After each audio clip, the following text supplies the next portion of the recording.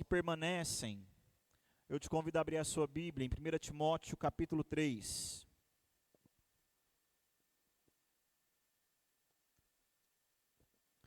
Primeira Timóteo 3. Hoje nós vamos fazer a leitura do versículo 1 ao versículo 7. Na verdade, tanto o sermão dessa semana, como o sermão da semana que vem, inclusive da semana passada, né? Essa sequência desses próximos 3 sermões são extremamente interligadas. Hoje nós vamos pensar em mais um bloco, né? Dentro dessa construção da liderança. Hoje, 1 Timóteo 3, do 1 até o 7 apenas. Certo? Diz assim: fiel é a palavra. Se alguém aspira ao episcopado, excelente obra almeja. É necessário, portanto, que o bispo seja irrepreensível, esposo de uma só mulher, temperante, sóbrio, modesto, hospitaleiro, apto para ensinar, não dado ao vinho, não violento, porém cordato, inimigo de contendas, não avarento, e que governe bem a própria casa, criando os filhos sob disciplina, com todo respeito. Pois se alguém não sabe governar a própria casa, como cuidará da igreja de Deus? Não seja neófito, para não suceder que se ensoberbeça e incorra na condenação do diabo. Pelo contrário, é necessário que ele tenha bom testemunho dos de fora, a fim de não cair no opróbrio e no laço do diabo. Vamos orar? Deus, te louvamos pela tua santa palavra, pelo teu evangelho, pelo privilégio que nós temos de estar aqui nessa noite, Pai. E a nossa oração é que o Senhor venha, por meio do teu Santo Espírito, falar a nós que somos a tua igreja. Me usa como servo do Senhor e abra, Pai amado, o entendimento da tua igreja, para que possamos ser confrontados e ensinados, conforme tu mesmo quer, Pai. É a nossa oração em nome de Cristo Jesus. Amém. Meus irmãos, o John Stott, em o seu comentário de 1 Timóteo, ele diz a seguinte frase: a saúde da igreja depende grandemente da qualidade, da fidelidade e do ensino dos seus ministros ordenados. Quando nós refletimos nessas palavras, nós vamos perceber o quão verdadeiras elas são para a nossa realidade. Meus irmãos, não é raro nos nossos dias nós encontrarmos igrejas cujas lideranças estão divididas. Igrejas onde as lideranças estão preocupadas em interesses próprios, com o ensino bíblico raso, com o ensino bíblico ineficiente. Igrejas onde não há disciplina bíblica. E meus irmãos, uma liderança que procede dessa forma, invariavelmente vai produzir uma igreja doente, porque a saúde da igreja começa pelos seus líderes. Se a liderança da igreja está doente, toda a igreja está doente. E é por isso, meus irmãos, que a escolha de líderes da igreja é algo tão importante para a vida das nossas congregações. Pois uma igreja que tem lideranças fiéis, igrejas onde há compromisso com a verdade bíblica, certamente haverá uma igreja saudável, uma igreja que sabe lidar com as dificuldades, igrejas que conseguem ser verdadeiras expressões do reino de Deus aqui neste mundo. E é por isso, meus irmãos, que nós precisamos olhar para as Escrituras e ver quais são as qualificações da liderança da igreja à luz da palavra de Deus. E é exatamente isso que nós vamos começar a fazer nessa noite, certo? Então, o contexto dessa carta é exatamente esse bloco que pega o final do capítulo 2 e vai até o final do capítulo 3. Paulo, ele já vem desde 1 Timóteo capítulo 2, instruindo a igreja sobre como ela deve conduzir as suas reuniões públicas. E até aqui, Paulo já mencionou na carta de Timóteo quais eram as razões para eles então orarem pelos líderes daquela cidade, principalmente os líderes políticos. Já falou do dever da igreja se espalhar pela face da terra, proclamando o evangelho. E o último ponto que nós tocamos na semana passada foi sobre qual que é o papel da mulher dentro da igreja, não lhe permitindo a liderança, não por uma questão de incapacidade, mas por uma questão de função, mas dando liberdade a essas mulheres de participarem ativamente na vida da igreja, sob a supervisão daqueles que são chamados à liderança. E uma pergunta que vem automaticamente na nossa mente é: então quem são esses chamados para exercer a liderança na igreja? Quem são esses que são capacitados pelo Senhor para governar a igreja? E antes de nós entrarmos no texto, nos detalhes do texto, nós precisamos entender, meus irmãos, que homens são chamados para exercer a liderança na igreja. Mas nem todos os homens serão líderes na igreja. Nós temos que entender esse princípio. É uma prerrogativa entregue aos homens, mas não quer dizer que todos os homens serão líderes. E o segundo elemento é que nós temos que entender que há, nessa liderança bíblica da igreja, pelo menos 2 grupos que permanecem ainda nos dias de hoje. Aqueles que servem como supervisores e que ensinam a igreja, os chamados presbíteros, e os que servem na assistência aos necessitados e à ordem do espaço do culto, os chamados diáconos. Hoje, nós vamos olhar especificamente para o papel do pastor / presbítero. Eles são intercambiáveis, como nós vamos ver aqui. Na semana que vem, nós vamos falar apenas sobre o papel dos diáconos, certo? Então hoje nós vamos olhar especificamente para quais são as qualificações do presbiterato, observando o quão excelente e o quão exigente este ofício é, certo? Então o primeiro elemento que a gente vê aqui no texto é que o chamado ao presbiterato, ao ser bispo, é uma obra excelente. E o primeiro detalhe que salta aos nossos olhos é a expressão que acontece aí no versículo 1. Fiel é a palavra. Meus irmãos, essa expressão, fiel é a palavra, ela acontece apenas 5 vezes nas cartas de Paulo. E todas as vezes que essa expressão acontece, fiel é a palavra, ela está indicando que aquilo que vai ser colocado pelo apóstolo Paulo é o ensino necessário para que a igreja caminhe com sabedoria. Então essa expressão fiel é a palavra, é um direcionamento para a vida da igreja, é um princípio norteador e um princípio essencial. Então o que Paulo está dizendo aqui, meus irmãos? Ele está dizendo que entender quais são as qualificações dos líderes da igreja, entender como nós devemos escolhê-los, é algo fundamental para a igreja. Aquilo que eu coloquei lá no começo. Se nós queremos ter igrejas saudáveis, precisamos ter líderes maduros. E nesse sentido, o primeiro destaque que nós podemos fazer é observar que, se alguém deseja o episcopado, a função de bispo, presbiterato, essa pessoa está almejando, segundo as palavras do apóstolo Paulo, uma obra excelente. E algumas coisas precisam ficar claras para nós aqui, meus irmãos. Meus irmãos, é natural que numa igreja existam pessoas que desejem ocupar a posição de liderança.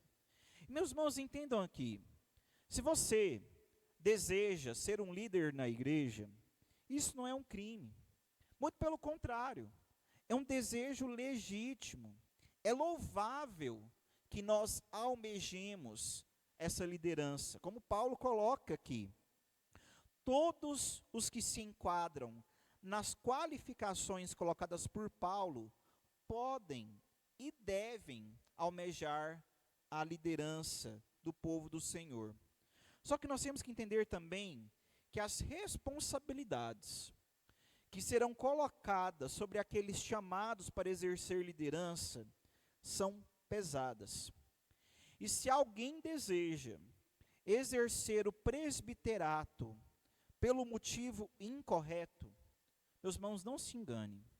Isso vai ser maldição, tanto para a vida da pessoa, como para a vida da igreja. Assim, nós entendemos que Paulo não está dizendo, olha, é bom ser presbítero, é bom ser pastor.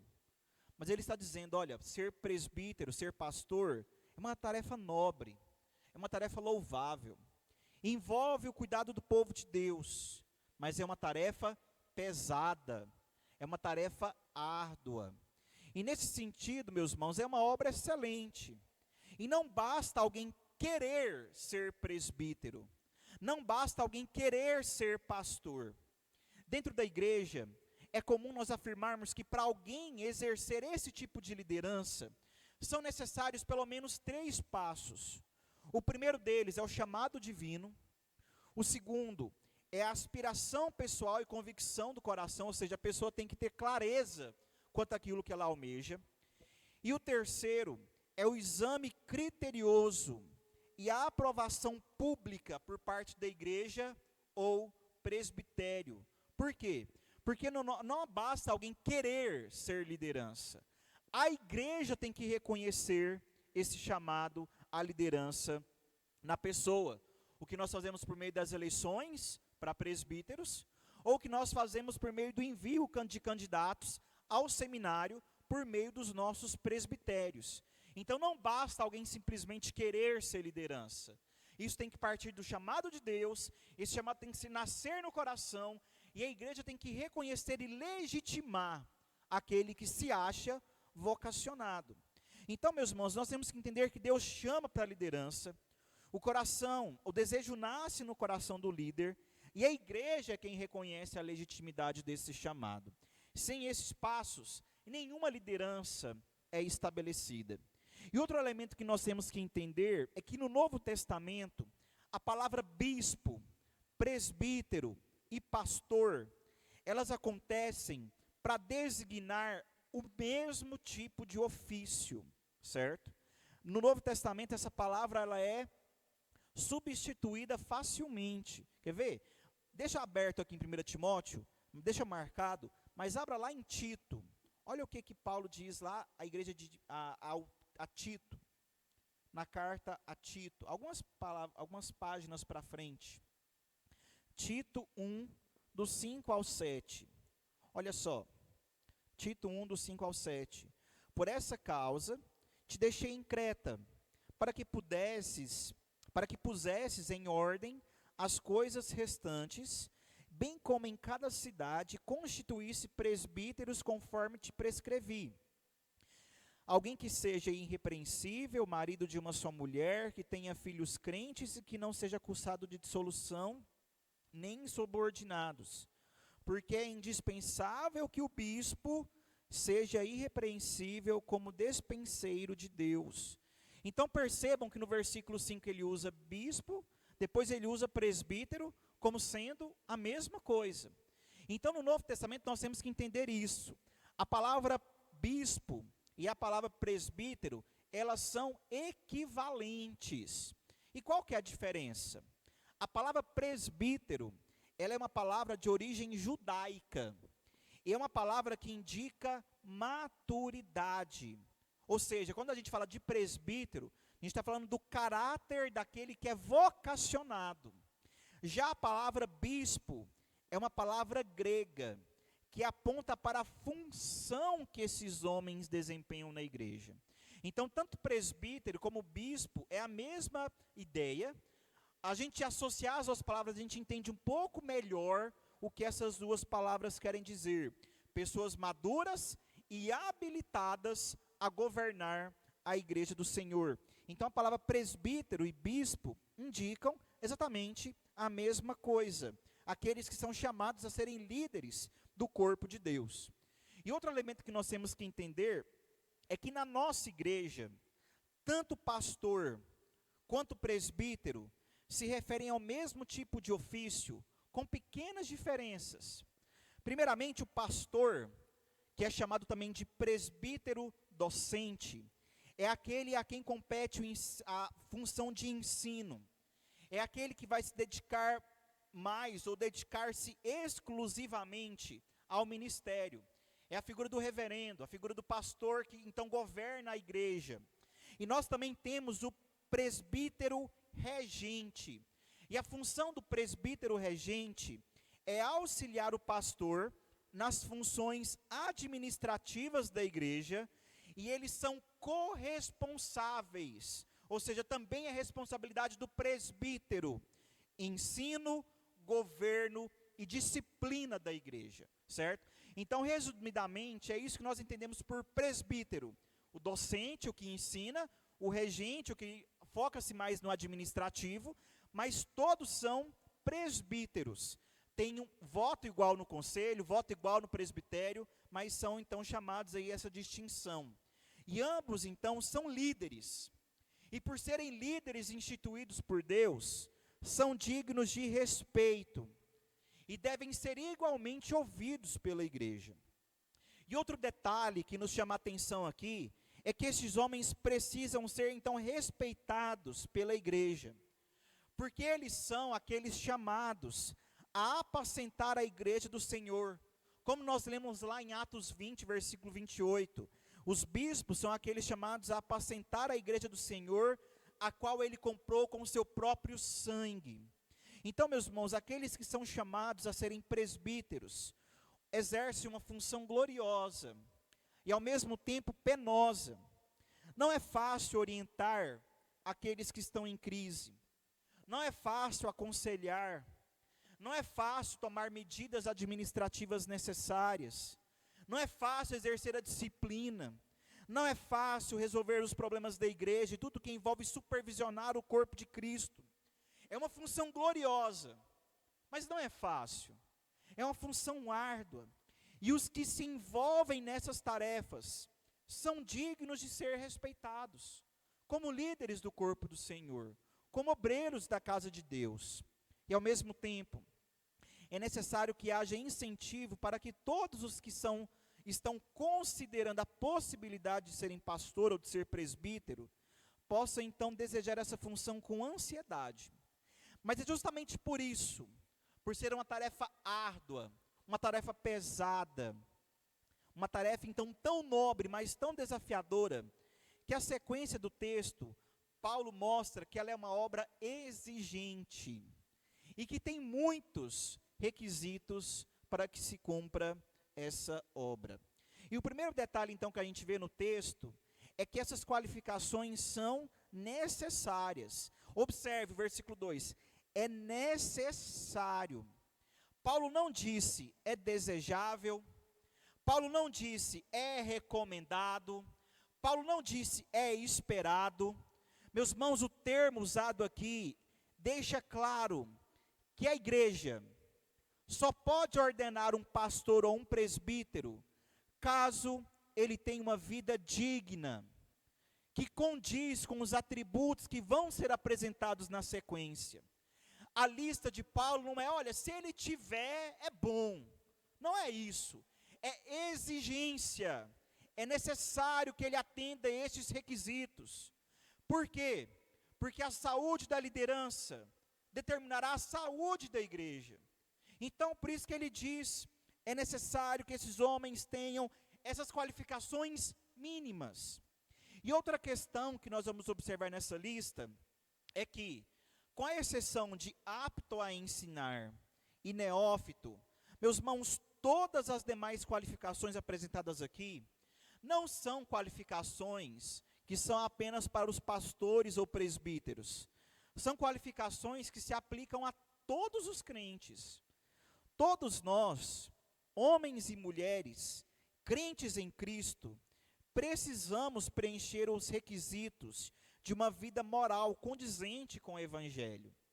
Então a pergunta que fica é, qual que é a diferença então, já que todos os crentes têm que atender essa lista, exceto o ponto de apto a ensinar e neófito, já que todos têm que atender essa lista, qual que é a diferença entre aquele que é chamado à liderança e os demais crentes?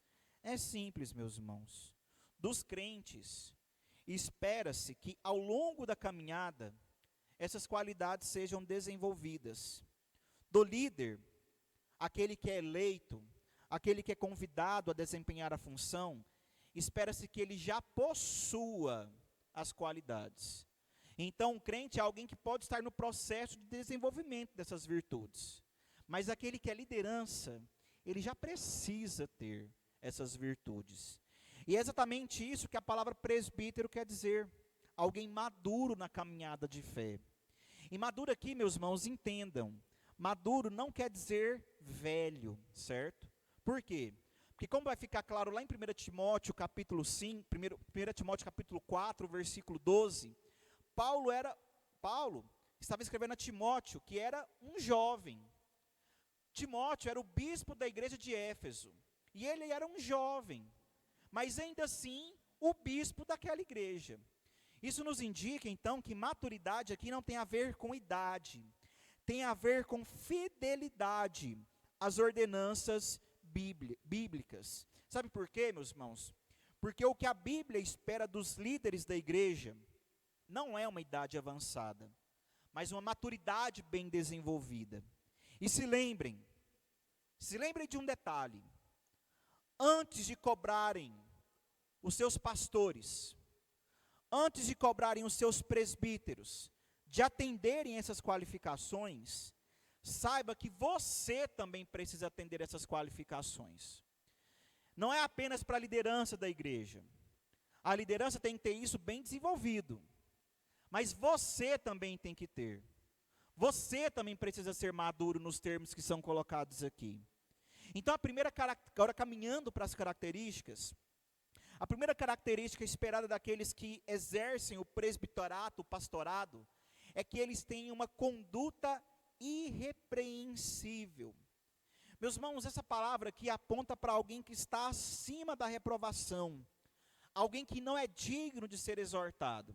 E entendam aqui, esse termo não quer dizer então que o presbítero ou que o pastor não sejam pessoas que erram.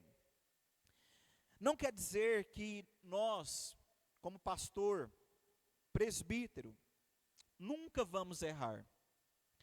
Mas sim que, naquilo que se espera de um presbítero, naquilo que se espera de um pastor, não apresentem defeitos de caráter notáveis. Ou seja, tem que ser alguém com uma reputação que não pode ser zombada. Quando conferido publicamente, não deve haver nada contra esse indivíduo. E essa afirmação que ele coloca aqui, conduta irrepreensível, ela vai se aplicar a todas as demais qualidades. Ou seja, eles têm que ser irrepreensíveis naquilo que vai aparecer na sequência. Eles têm que ser irrepreensíveis dentro daquilo que se espera de um bispo, de um pastor ou de um presbítero, certo? E nesse sentido, nós vamos então olhar para algumas dessas características. Eu vou gastar mais tempo em algumas, por outras eu vou passar mais rapidamente, mas nós vamos então olhar para algumas das características que são colocadas aqui. A primeira delas é que é esperado do presbítero, do bispo, que ele tenha fidelidade no casamento. A palavra usada aqui, esposo de uma só mulher, pode ser melhor traduzida como casado uma só vez, ou casado com uma mulher de cada vez. A tradução do termo é complexa, e muitos comentaristas não concordam sobre como nós devemos interpretar essa afirmação aqui. Mas há algumas possibilidades que nos mostram e nos ensinam um pouco sobre como lidar com esse texto. A primeira coisa, meus irmãos, é que Paulo aqui não está excluindo os celibatários. Percebam, Paulo não está dizendo tem que ser casado. Não é isso. Tanto que lá em 1 Coríntios, capítulo 7, Paulo mesmo vai dizer, é bom que vocês permaneçam como eu, celibatário. Paulo foi alguém que, pelo menos segundo a maioria dos estudiosos, alguém que nunca contraiu matrimônio. E ainda assim foi chamado a ser apóstolo do Senhor. Então, o primeiro ponto aqui não é que a pessoa tem que ser casada. Muito pelo contrário. Se alguém não se acha vocacionado para o casamento, que não se case. Mas se for para viver abrasado, para viver pecando, que se case. 1 Coríntios 7 nos diz isso. Mas ao se casar, seja fiel no seu casamento. O segundo ponto também que esse texto pode nos indicar é um pouco sobre o contexto. Se lembrem que no primeiro século, a maior parte da igreja cristã era composta por judeus. E entre os judeus era comum a poligamia. Era comum que os homens tivessem 2 ou mais mulheres nesse primeiro momento. E com certeza muitos judeus polígamos se converteram ao cristianismo. E segundo alguns relatos da tradição, esses homens casados com mais de uma mulher, eles não foram obrigados a mandar a segunda esposa embora. Por quê? Porque mandar a esposa embora seria um problema social ainda maior. Você ia deixar a mulher e filhos desamparados, sem o cuidado da família. Então, nesse primeiro momento, foi estabelecido que eles poderiam sim ser crentes, mas foi estabelecido que o padrão seria a monogamia, esposo de uma só mulher. Aqueles que se casaram com 2 mulheres poderiam estar na igreja, mas eles não deveriam ser líderes, mostrando que o padrão era a monogamia, uma mulher apenas. O terceiro ponto aqui, que esse termo também nos lembra, é que aqueles que são divorciados não podem exercer o presbiterato. Por quê? No Novo Testamento, só há 2 possibilidades para se permitir o divórcio. A primeira delas é a traição, Mateus 19, e a segunda possibilidade é 1 Coríntios 7, o abandono. Em todos os demais casos, meus irmãos, a nossa Bíblia e a nossa confissão de fé, ela é contrária ao divórcio. E é esperado que presbíteros e pastores, homens que são chamados a ensinar através do exemplo, vivam à luz desse princípio. A única exceção seria um caso onde o homem fosse a parte inocente no divórcio, ou seja, aquele que foi traído ou aquele que foi abandonado. Porque nesses casos, a escritura e a confissão de fé os deixa livre para contrair novo matrimônio. Mas se o homem é aquele que exerce a traição, segundo a palavra de Deus, ele é inapto para liderar a igreja de Deus. Se ele é aquele que exerce o abandono, ou se ele se divorciou por qualquer outro motivo, ele não é apto para governar a casa de Deus. O quarto ponto é que Paulo, meus irmãos, não está proibindo viúvos de serem presbíteros ou de serem pastores. Por quê? Porque 1 Coríntios 7, Romanos 7, nos mostra que os viúvos podem se casar novamente, certo? Então eles podem contrair novo matrimônio. E o último ponto é que é o mais óbvio. Aqueles que cometem adultério não podem ser presbíteros ou pastores, por uma questão óbvia. Como é que alguém que vai ser líder da igreja vai ser moralmente repreensível? O pastorado deve ser exercido por aqueles que foram fiéis e devotados a apenas sua esposa, apenas sua mulher. Isso que nos ensina a ser fiel no casamento, marido de uma só mulher. O segundo elemento necessário é o domínio próprio, percebido em 3 palavras nesse texto. O presbítero tem que ser temperante, sóbrio e modesto. Temperante, meus irmãos, quer dizer que é o ponto do metal de ser lapidado. Temperante é aquele ponto, então, para você aperfeiçoar e fortalecer o metal. De forma prática, é esperado dos presbíteros que eles sejam alguém equilibrado, moderado, vigilante, quanto a si mesmo. O segundo elemento é que ele seja sóbrio, ou seja, ele tem que ter autocontrole. Meus irmãos, imagine só a liderança da igreja. Pessoas que sabem coisas íntimas da igreja, da vida de muitos irmãos. Serem pessoas que saem por aí falando o que pensa, falando da vida de todo mundo, falando de alguém, de pessoas alheias. Meus irmãos, isso não casa com a liderança da igreja. E é por isso que eles têm que ser autocontrolados, disciplinados. Tem que saber colocar a sua língua em ordem. Tem que saber colocar a sua vida em ordem. E o terceiro elemento é que ele tem que ser humilde. E humildade, a palavra aqui que aparece aqui, ela não quer dizer necessariamente pobreza. Mas o líder, ele não pode ser alguém que ostenta aquilo que tem. Ou seja, ele não pode ser alguém ostentador. Alguém que ama demais as riquezas. Alguém que vive de maneira que esbanja. Alguém que vive de maneira dispendiosa. Mas a liderança, ela tem que ser simples, humilde. Não necessariamente pobre, mas um princípio de simplicidade e de humildade. Outro elemento que ele coloca é que o presbítero ele deve ser hospitaleiro. Uma palavra que traduzida literalmente significa ele deve amar aos estranhos. Ele deve ter amor pelos estranhos. Por quê? Era muito comum no primeiro século, quando essa carta foi escrita, que os crentes eles andassem de um lado para o outro, visitando as cidades, pregando o evangelho. E nesse período era muito raro hospedagens, hotéis como nós temos a estrutura hoje, não era comum nesse período, até tinham, mas eram raros e muito caros.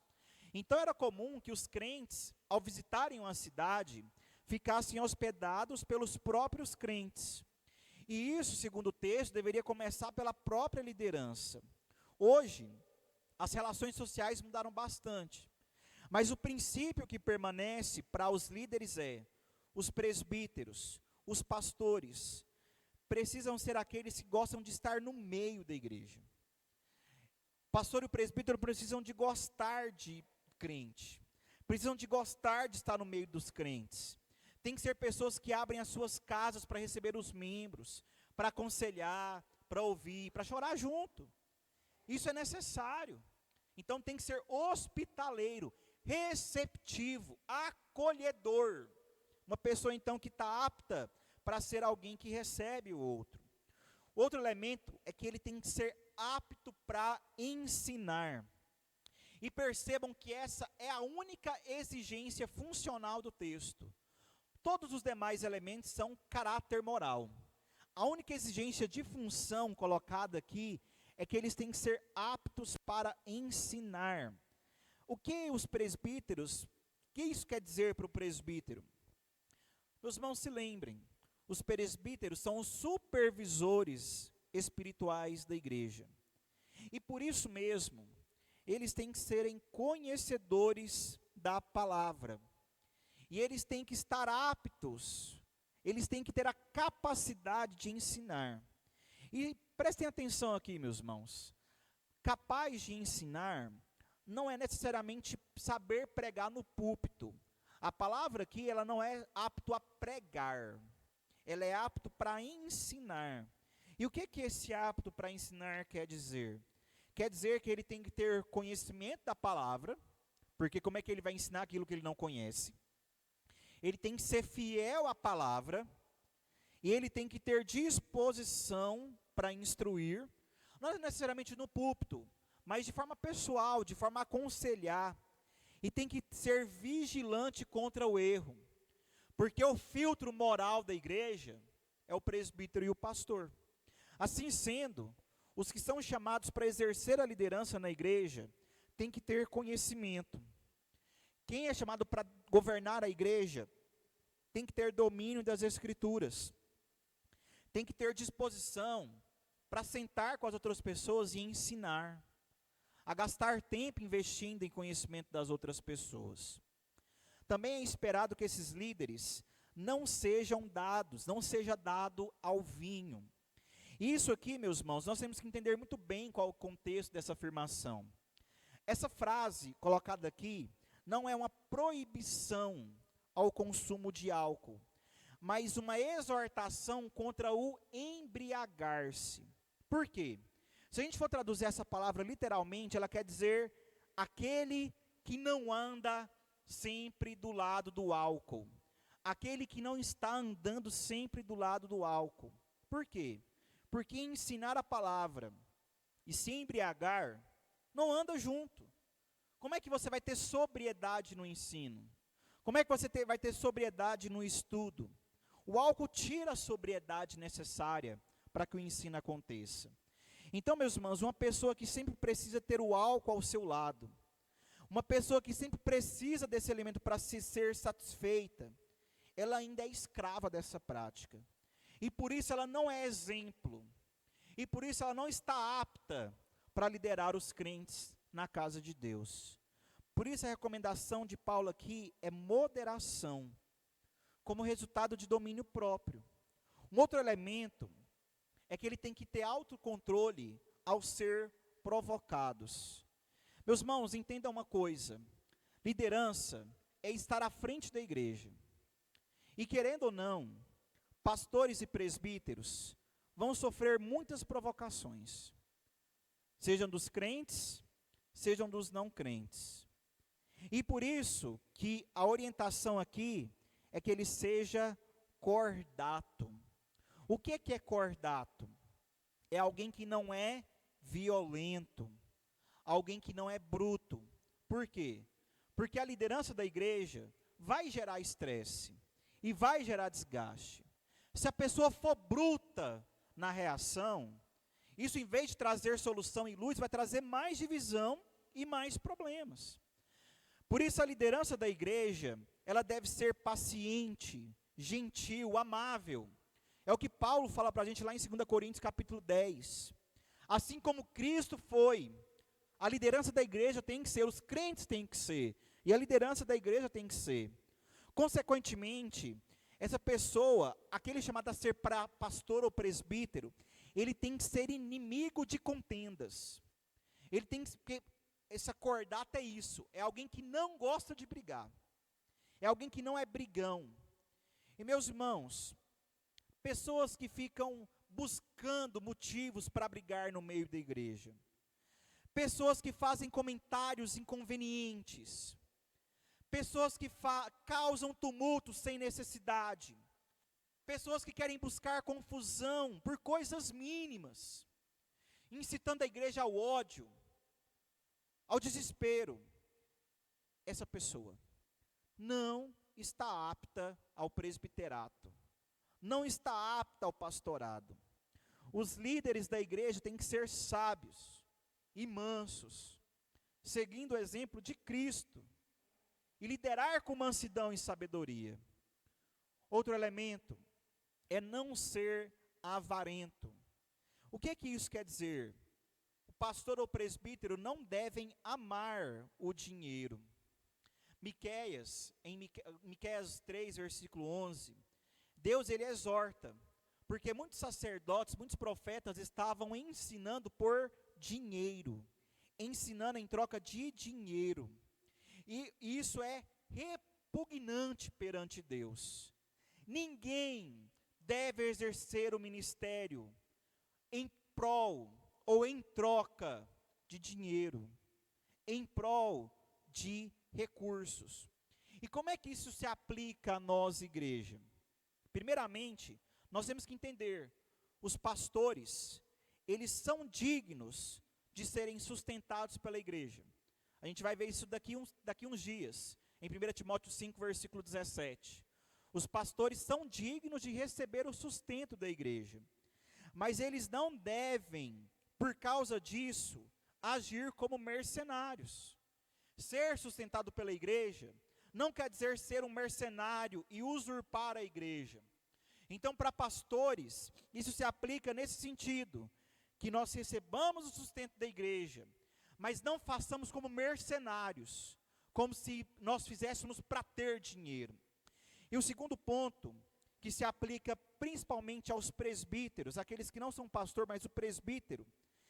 Meus irmãos, essas pessoas, elas não podem ser pessoas apegadas demais ao dinheiro. Então, meus irmãos, entendam uma coisa: pessoas que não são dizimistas, pessoas que não ofertam com liberalidade, pessoas que não estão dispostas a sustentar o trabalho com seus recursos, essas pessoas não estão aptas ao presbiterato, porque são avarentas, amam o dinheiro, roubam a Deus no dízimo, privam a sustento da casa do Senhor nas ofertas e na liberalidade. Pessoas apegadas demais ao dinheiro não são aptas a governar a igreja do Senhor. É esperado também, como nós vemos aqui na sequência, que saibam governar bem a sua casa, criando os filhos sob disciplina, com todo respeito, com toda a dignidade. E a lógica aqui, meus irmãos, ela é muito simples. Se alguém não consegue cuidar da sua casa, como é que vai cuidar do povo de Deus? Eli é um exemplo desse fracasso. Se a gente ler 1 Samuel, capítulo 2 e 3, nós vamos ver que tanto ele como seus filhos pereceram, porque ele não soube governar bem a sua própria casa. O sacerdote de Deus foi negligente com os seus filhos e perdeu toda a sua casa. E com isso, meus irmãos, entendam uma coisa aqui, preste atenção. Eu não estou dizendo que pastor, que presbítero, tem que ter filhos perfeitos, esposas perfeitas, filhos sempre crentes. Sabe por quê? Por conta de um detalhe. O pastor ou presbítero, a esposa do pastor ou do presbítero, e os filhos deles são exatamente como vocês, pecadores, e vão falhar. Aqui não é para ser perfeito, eles não têm o dever de ser perfeitos. O que se exige é que eles, naquilo que lhes compete, naquilo que lhes é possível, se esforcem e cuidem bem da sua própria casa. Não porque eles são perfeitos, mas porque ele é responsável com os seus. Um outro elemento que Paulo levanta é que o presbítero e o pastor, ele tem que ter maturidade espiritual. Ele não pode ser neófito. Neófito é uma palavra que, traduzida literalmente, quer dizer uma planta nova, uma planta que acabou de germinar. Ou seja, um novo convertido não pode exercer o presbiterato. Um novo convertido, ele não pode exercer o pastorado. E, meus irmãos, os motivos são óbvios. Por quê? Novos convertidos não têm ainda conhecimento, não têm ainda maturidade, não têm ainda o respeito necessário para liderar a igreja. E como o texto deixa claro, colocar pessoas recém-convertidas na liderança da igreja os faria incorrer em soberba. Como o texto mesmo diz, faria com que eles, então, por conta da sua rápida proeminência, o rápido crescimento na igreja, incorressem em orgulho. E, meus irmãos, a Bíblia é muito categórica e várias vezes afirma como o orgulho conduz à queda. E a fim de evitar, então, essa queda, a igreja não deve eleger alguém com pouco tempo de caminhada de fé como presbítero, ou enviar alguém para o seminário como pastor com pouco tempo de fé. Tanto que nos nossos manuais, o manual presbiteriano, para alguém ser enviado para o seminário, ele precisa ser membro da igreja há no mínimo 3 anos. Por quê? Isso é zelo, para que não se incorra nesse risco, alguém com pouco tempo de caminhada de fé. E a última exigência é que alguém que quer exercer o presbiterato ou pastorado tem que ter bom testemunho dos de fora. Perceba, meus irmãos, se alguém quer liderar a igreja de Deus, essa pessoa fora da igreja tem que ter um bom testemunho. Não é só na igreja que nós temos que ser crentes. Não é só na igreja que você tem que viver uma vida transformada. Fora da igreja também. E isso é o mínimo que se espera de um pastor e de um presbítero. Meus irmãos, como que alguém que tem um péssimo testemunho vai ser um pastor ou um presbítero? Me diz. Pensa se um não crente chega na igreja e vê alguém que tem um péssimo testemunho na cidade, ensinando ou pregando. Ele vai zombar do nome de Deus. Olha esse aí, é meu vizinho, bate na mulher todo dia. Faz sentido isso? É lógico que não faz. Esse aí trabalhava comigo, caloteiro que só. Meus irmãos, tem que gozar de bom testemunho dos de fora, não basta você ser crente na igreja. Você tem que ser crente fora da igreja também. E isso da liderança é uma prerrogativa inegociável. Por isso, bom testemunho é uma necessidade essencial para aqueles que presidem a igreja e o corpo do Senhor. Essas, meus irmãos, são as 10 qualidades, as 10 necessidades, entendam bem, que se espera de um pastor e que se espera de um presbítero. E o que nós fazemos com tudo isso? Em primeiro lugar, aos que são líderes, orem pedindo capacitação do Senhor. Eu sei que talvez isso aqui se aplica mais propriamente a mim e ao Marcelo, que está aqui nessa noite. Nós somos o pastor e o presbítero dessa igreja nesse momento. Mas pense nisso aqui como uma demanda que vai se estender também para toda a igreja.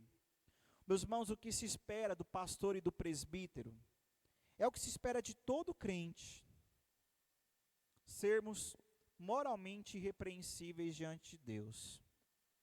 Só que, meus irmãos, não se enganem. O fardo de pastorear a igreja coloca sobre nós um peso que por vezes é difícil demais de carregar sozinho. E é por isso que na nossa igreja ninguém carrega o fardo sozinho. O conselho carrega o fardo. A liderança divide a carga. E não se enganem, nós, como líderes da igreja, precisamos dessas intercessões. Por isso, meus irmãos, aqueles que estão chamados a ser pastor e presbítero, precisamos estar sempre em oração. Precisamos estar sempre diante de Deus, pedindo sabedoria para conduzir a igreja do Senhor segundo o Santo Evangelho. Porque como o texto diz, é uma obra excelente, gloriosa, é um privilégio sem igual, mas não é fácil. Por isso, meus irmãos, ser instrumentos do Senhor na edificação do seu corpo exige muita oração, muita intercessão. Precisa se empenhar verdadeiramente nessa tarefa. Aos que não são líderes, orem pelos líderes instituídos. Se você não é presbítero, você não é pastor, meu irmão, não deixe de orar pelas lideranças que Deus colocou sobre essa igreja. Não deixe de orar. Pastores e presbíteros são homens de Deus, escolhidos por Deus para governar a igreja do Senhor. Mas ainda assim nós somos homens, falíveis, vamos errar, vamos carecer da misericórdia de Deus. A lida pastoral, muitas vezes, ela é desestimulante, desafiadora, fonte de preocupação. Por isso, ore, para que Deus sustente as lideranças instituídas.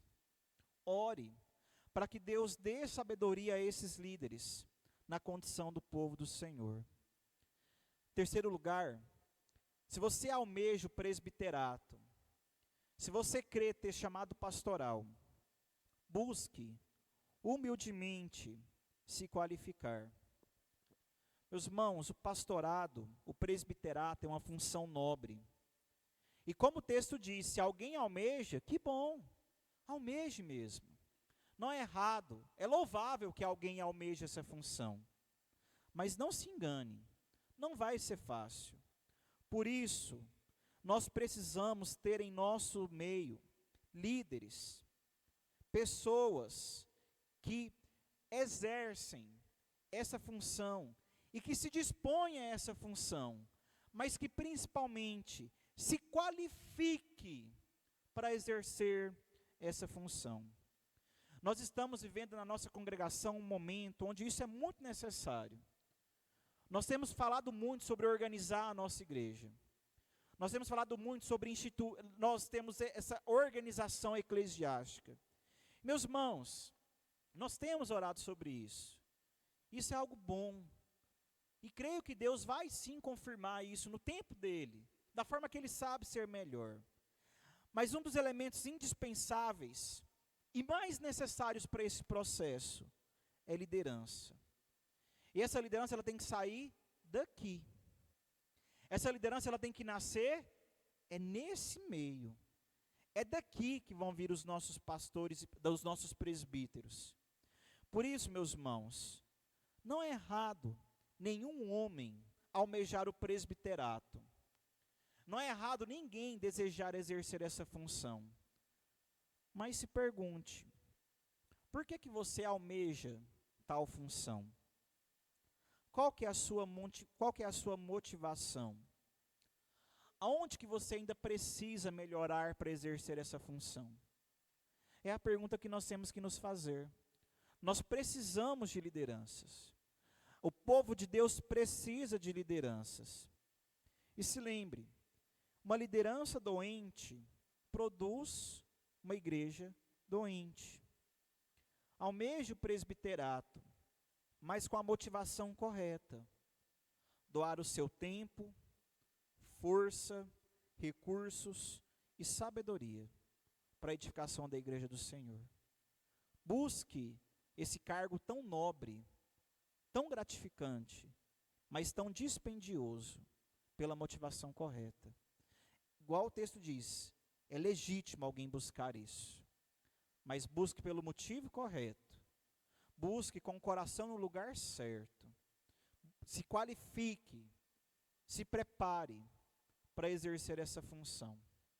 E em último lugar, uma aplicação que se aplica a toda a igreja. Escolha seus líderes, debaixo do temor do Senhor e da palavra. Meus irmãos, entendam uma coisa. Em nosso sistema, no sistema presbiteriano, quem escolhe os líderes são vocês. Quem vai eleger presbíteros, e a gente vai ver na semana que vem também sobre os diáconos, são vocês. Se vocês escolherem bem, se vocês fizerem escolhas sensatas, esses homens vão ser bênção para a vida da igreja. Mas se vocês escolherem mal, saibam que vocês são corresponsáveis. Porque quem escolhe é a igreja de Deus. Quem escolhe são os fiéis que estão aqui. Por isso, meus irmãos, entendam uma coisa. As exigências bíblicas para o presbiterato, elas são inegociáveis. Elas não são desejáveis, elas não são um ideal, elas são uma necessidade. Por isso, orem, reflitam sobre quais homens preenchem os requisitos aqui apresentados. Reflitam sobre quem tem a capacidade de exercer esse pastoreio da igreja do Senhor. Porque essas exigências não podem ser nem subestimadas e nem menosprezadas. Elas têm que ser cumpridas. Têm que ser seguidas. Por isso, meus irmãos, toda a igreja é responsável por esse processo de escolha. Escolha com sensatez. Escolha com sabedoria. E que Deus assim possa continuar nos abençoando, como sua igreja, como seu povo.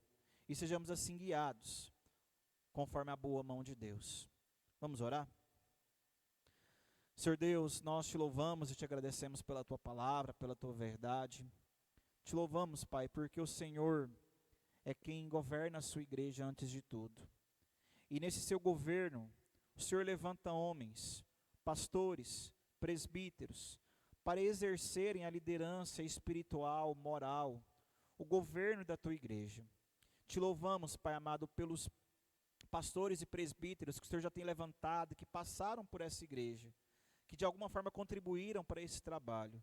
Mas também, Pai amado, te pedimos por aqueles que hoje estão eu que estou pastoreando, o presbítero Marcelo, que exerce o governo também junto comigo nessa igreja, junto ao conselho da primeira igreja. O Senhor possa estar nos abençoando como líderes dessa igreja, nos qualificando, nos sustentando e nos direcionando como igreja do Senhor. Que comece pela tua liderança, uma liderança sábia, uma liderança saudável, uma liderança fiel à tua palavra, ao teu santo evangelho.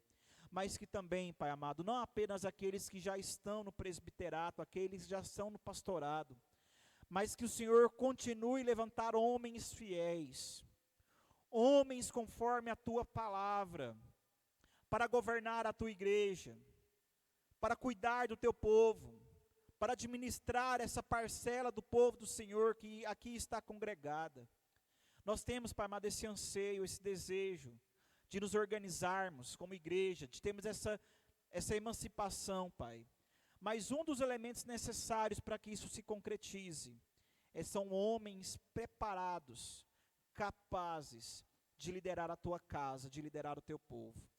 Por isso, Pai amado, levantem homens segundo o teu coração, homens aptos, sábios, que não estão preocupados apenas com interesses pessoais, mas aptos a ensinar, pessoas que governam a sua casa com sabedoria, pessoas que têm uma moral ilibada, pessoas que são amantes da tua palavra, amantes pelo ensino da tua verdade, pessoas que vão conduzir essa casa não conforme preceitos humanos, mas conforme a tua palavra, conforme o teu santo evangelho. Continue a cuidar de nós que somos a tua igreja. Sustenta-nos como povo do Senhor. E assim, Pai amado, nós possamos te louvar e te bendizer em todo o tempo. É a nossa oração, em nome de Cristo Jesus. Amém.